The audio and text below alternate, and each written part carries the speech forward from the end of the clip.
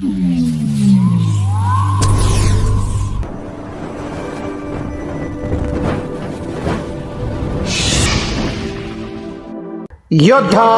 News Marathi.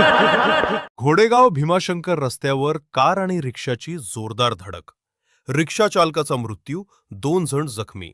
घोडेगाव, Pune.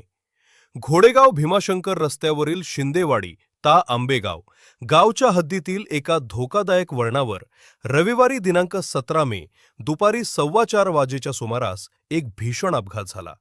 भरधाव वेगात येणाऱ्या व्हेन्यू कारनं एका रिक्षाला आणि अर्टिगा कारला जोरदार धडक दिली। या भीषण अपघातात रिक्षा चालकाचा गंभीर दुखापतीमुळे मृत्यू झाला असून अन्य 2 जण जखमी झाले आहेत।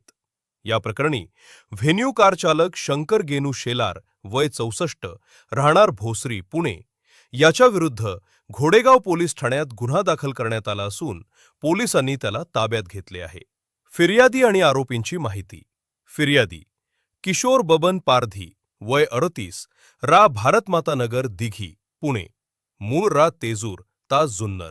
आरोपी चालक शंकर गेनू शेलार वय 64 रा भोसरी पुणे। मृतक किशोर रामचंद्र नवले वय 54 रा पिंपळगाव घोडे ता आंबेगाव जी पुणे, रिक्षा चालक।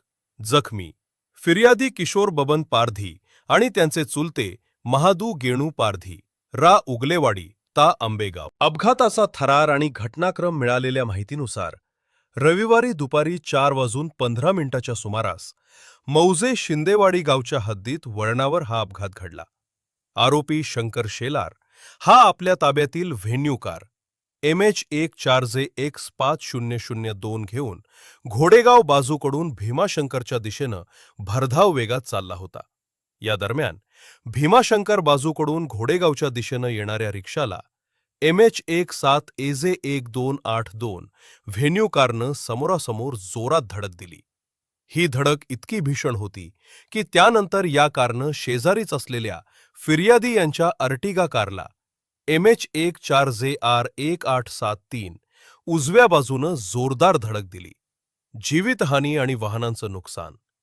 या तिहेरी अपघातात रिक्षा चालक किशोर रामचंद्र नवले यांच्या डोक्याला, हाताला व पायाला गंभीर दुखापत झाल्यानं उपचारादरम्यान त्यांचा मृत्यू झाला।